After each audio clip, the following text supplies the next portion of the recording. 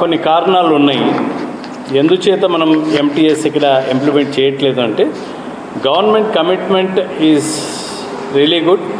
Government వచ్చిన తర్వాత MTS అందరికీ అప్లై చేయాలి, కాంట్రాక్చువల్ టీచర్స్కి అదర్ దాన్ అవుట్ సోర్సింగ్ అందరికీ ఎంటీఎస్ అప్లై చేయాలని చెప్పి మనం జీవో నెంబర్ 40 కూడా ఇచ్చుకోవడం జరిగింది గవర్నమెంట్. దీనికి బేసిస్ ఏంటంటే గ్రూప్ ఆఫ్ మినిస్టర్స్ రికమెండేషన్, తద్వారా ఇచ్చిన జీవో నెంబర్ 12 2019లో, అండ్ దాని తర్వాత జీవో నెంబర్ 24 2019లో ఇచ్చారు. 2019లో జీవో ఇస్తూ కొంత కన్ఫ్యూషన్ క్రియేట్ చేశారు. ఈ జీవో 2019 ఇస్తూ కన్ఫ్యూషన్ ఏం క్రియేట్ చేశారంటే ఈ ఎంటీఎస్ అన్నీ కూడా 2015 రివైజ్డ్ స్కేల్స్ ప్రకారం ఇవ్వాలా అని చెప్పి జీవోలో రాశారు. అంటే 2019 ఈ ప్రస్తుత గవర్నమెంట్ రాకముందు ప్రీవియస్ గవర్నమెంట్ ఆల్మోస్ట్ క్లోజింగ్ స్టేజెస్లో ఈ జీవో నెంబర్ 24 ఇవ్వడం జరిగింది. ఈ జీవో నెంబర్ 24లో వీళ్ళకి ఎంటీఎస్ అనేది రివైజ్డ్ పే స్కేల్స్ 2015 ప్రకారం ఇవ్వాలని చెప్పి రాశారు. యూనివర్సిటీ టీచర్స్కి ఆర్పిఎస్ 2015 అప్లై కాదు. యాక్చువల్గా యూనివర్సిటీస్కి యూజీసీ రివైజ్డ్ పే స్కేల్స్ మాత్రమే అప్లై అవుతాయి.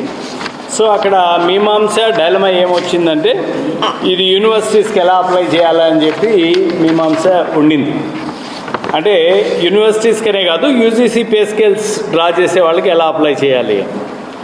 ఆ తర్వాత మనం ఈ గవర్నమెంట్ ఫామ్ అయిన తర్వాత contractual teachers of all degree కాలేజెస్కి ఇది ఇవ్వడం జరిగింది. మీకు 2019లోనే ఇచ్చిన జీవో నెంబర్ 12 ప్రకారం తీసుకుంటే కొన్ని కండిషన్స్ పెట్టారు. ఈ ఎంటీఎస్ ఇవ్వడానికి ఏమి కండిషన్స్ ఉండాలి ఎంటీఎస్ ఇవ్వడానికి అని దీంట్లో పెట్టారు.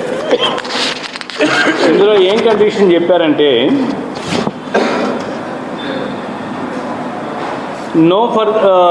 no extension of minimum of time scale is applicable to those contract employees who have been appointed against vacant sanctioned positions and for those who have been appointed by specific government orders issued with the concurrence of government of finance department of the government. అంటే specific government orders లేకుండా finance approval లేకుండా చేసే contractual అపాయింట్మెంట్స్కి ఈ orders చెల్లవు అని చెప్పి 2012 జీవోలో ఇచ్చారు. మనం 2021లో కూడా అదే ఇచ్చారు. జీవో 12లో ఇచ్చారు, 12 and 24లో ఇచ్చారు. మన ప్రభుత్వం వచ్చిన తర్వాత జీవో 40 ఇచ్చుకోవడం జరిగింది. ఇక్కడ యూనివర్సిటీ స్టాఫ్కి వచ్చేసరికి దాని మీద తీవ్రంగా డిస్కషన్ చేస్తూనే ఉంది గవర్నమెంట్. ఎందుకంటే యూనివర్సిటీలో 2 రకాల కాంట్రాక్చువల్ టీచర్స్ ఉంటారు. ఒకళ్ళేమో అగెయిన్స్ట్ శాంక్షన్డ్ పొజిషన్స్, అంటే శాంక్షన్డ్ టీచర్స్ లేకుండా ఆ ఖాళీలో ఉన్న ప్లేసుల్లోకి కాంట్రాక్చువల్ టీచర్స్ రావడం. ఇది కాకుండా యూనివర్సిటీల్లో సెల్ఫ్ ఫైనాన్స్డ్ ప్రోగ్రామ్స్ అని కొన్ని ప్రోగ్రామ్స్ రన్ చేస్తారు.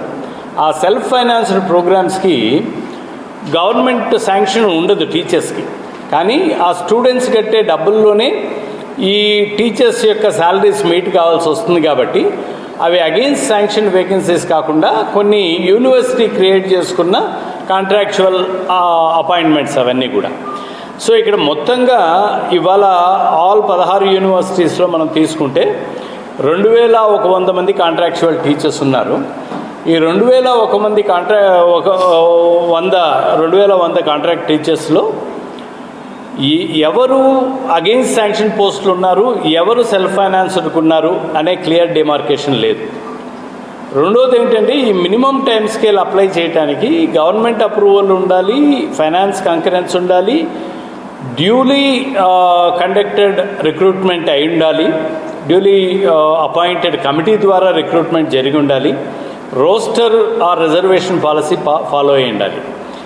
ఈ కొన్ని యూనివర్సిటీల్లో ఈ అంశం మీద కూడా మాకు ఖచ్చితమైన క్లారిటీ లేదు. డ్యూలీ అపాయింటెడ్ కమిటీ ఉందా, ప్రాపర్ నోటిఫికేషన్ ద్వారా జరిగిందా లేదా, ఎక్కడైతే గవర్నమెంట్కి క్లారిటీ ఉందో లైక్ జూనియర్ కాలేజెస్, డిగ్రీ కాలేజెస్లో ఏపీపీఎస్సీ ద్వారా కానీ గవర్నమెంట్ నోటిఫికేషన్ ద్వారా కానీ అపాయింట్ చేసిన కాంట్రాక్ట్ టీచర్స్కి అందరికీ కూడా ఇమ్మీడియట్గా మనం మినిమం ఆఫ్ టైం స్కేల్స్ని ఇచ్చేయటం జరిగింది.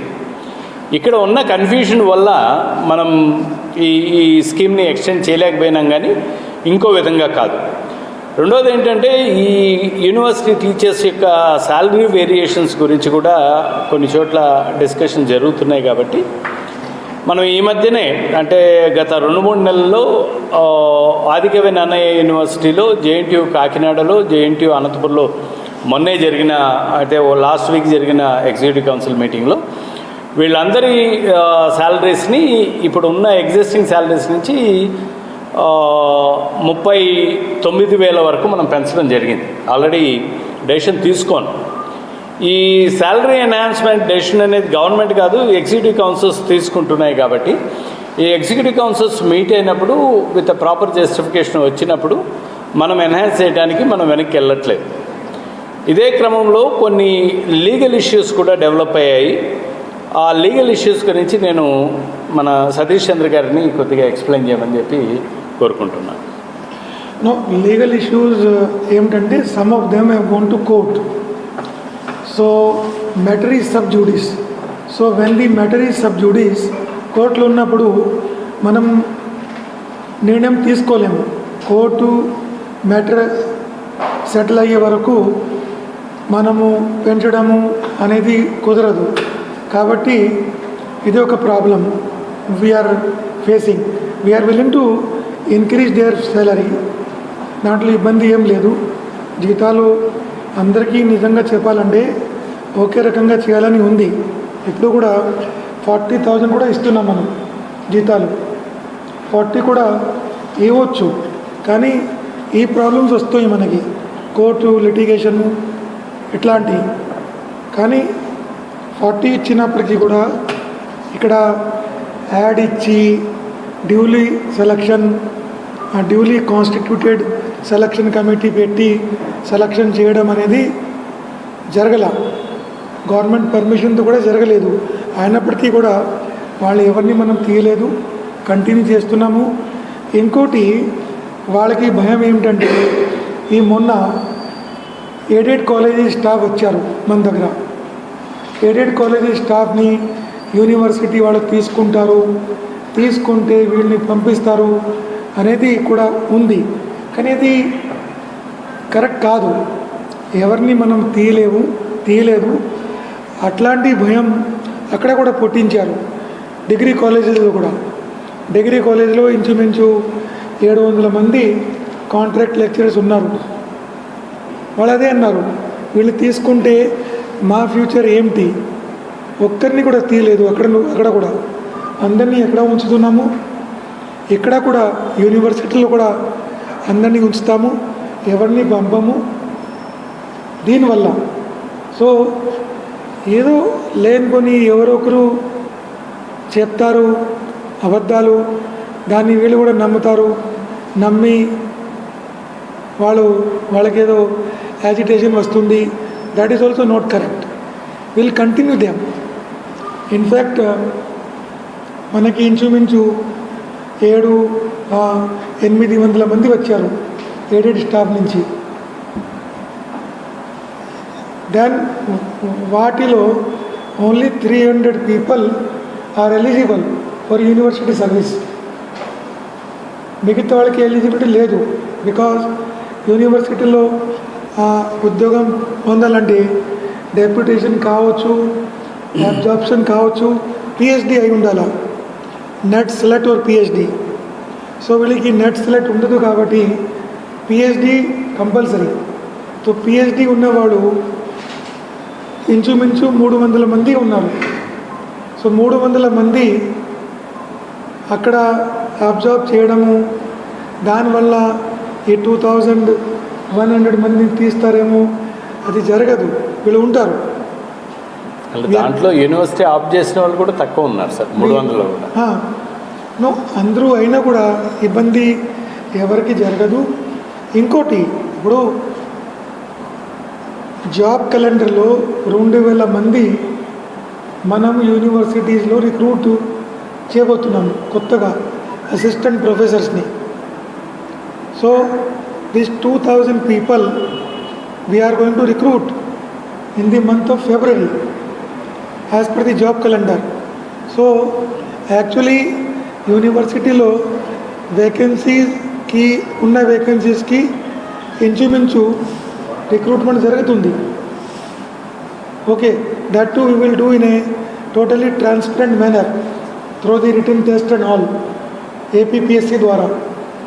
నా ఈ రిక్రూట్మెంట్ వీళ్ళకి కూడా మంచి అవకాశం.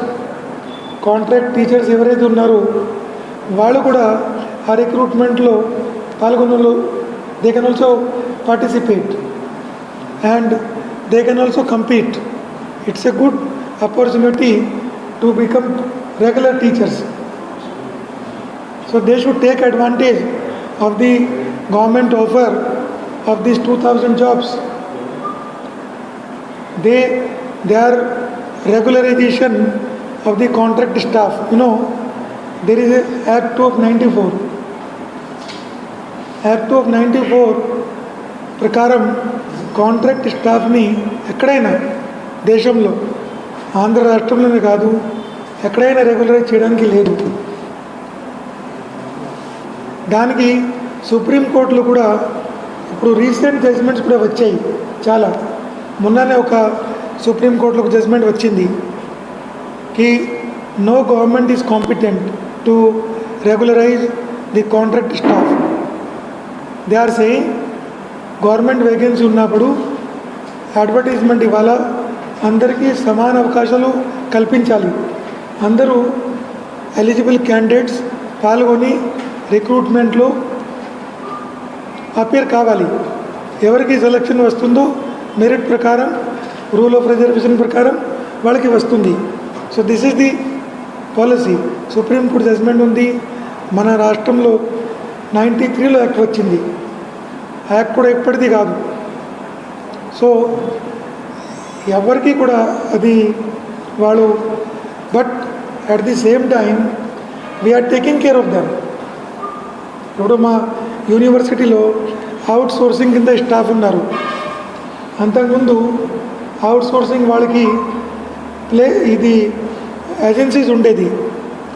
ఏజెన్సీస్ ఉన్నప్పుడు వాళ్ళకి జాబ్ సెక్యూరిటీ ఉండేది కాదు. మనం ఫుల్ జీతాలు ఇచ్చినప్పటికీ కూడా ఆ జీతాలు వాళ్ళకి కూడా ఫుల్ రాదు. అండ్ రిక్రూట్మెంట్లో కూడా వాళ్ళ దగ్గర డబ్బులు కూడా తీసుకుంటారు.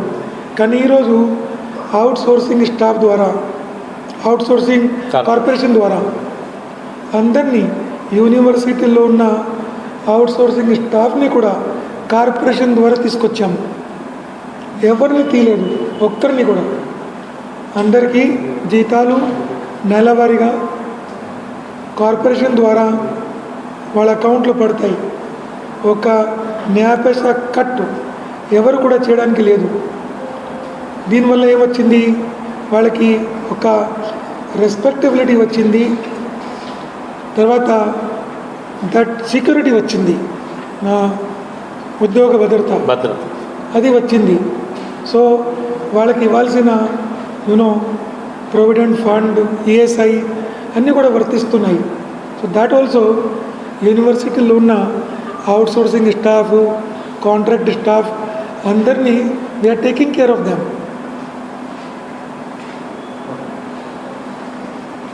సో మీరేమైనా ప్రశ్నలు ఉంటే అడగచ్చు.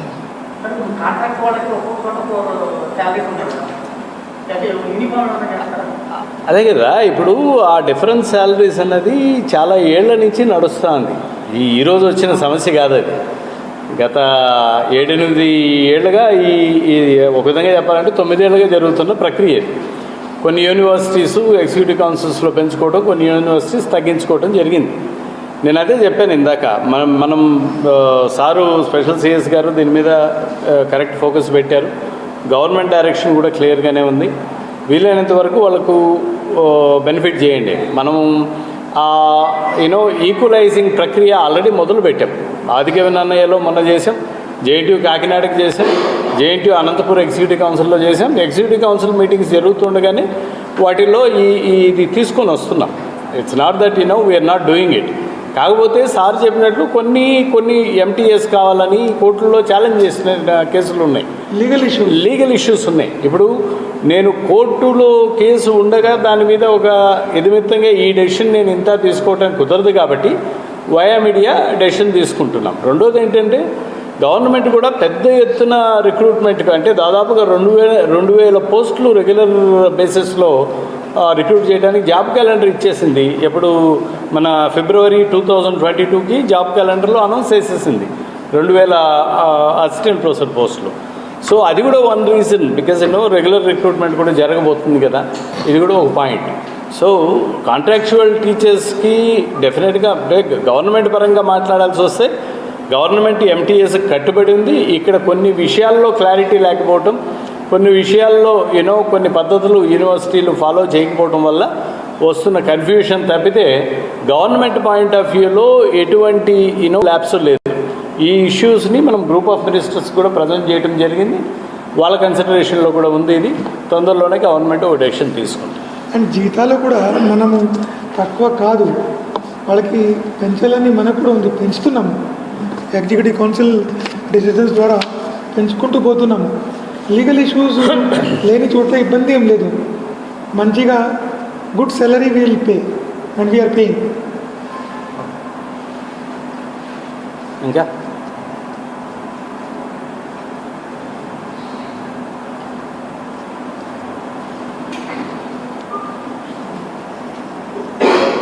ఓకేనండి, thank you very much. Panacea Meridian hospital ప్రతి సామాన్యుడికి అందుబాటులో అంతర్జాతీయ వైద్య ప్రమాణాలతో వైద్యం, 24 గంటల అంబులెన్స్ సర్వీసుతో పాటు అత్యవసర సేవలతో ఏర్పాటైన చికిత్సా విభాగం. మా దగ్గర గుండె సంబంధిత, మూత్రపిండ, కాలేయ, కంటి జబ్బులకు, మోకాళ్ల శస్త్రచికిత్సతో పాటు కోవిడ్-19, బ్లాక్ ఫంగస్ వంటి వైరస్లకు, అన్ని రకాల ఆరోగ్య సమస్యలకు నమ్మకమైన అత్యాధునిక వైద్య చికిత్సను అందిస్తున్న హాస్పిటల్ ఫనేసియా మెరిడియన్ హాస్పిటల్. మీ ఆరోగ్య సమస్య ఏదైనా ఇప్పుడు పరిష్కారం సాధ్యం. సంపూర్ణ ఆరోగ్యం కోసం సంప్రదించండి Panacea Meridian hospital, opposite Beeramguda Kaman, RC Puram, Sangareddy district 502032. సంప్రదించవలసిన ఫోన్ నెంబర్ 08455241777 మరియు 7893757770.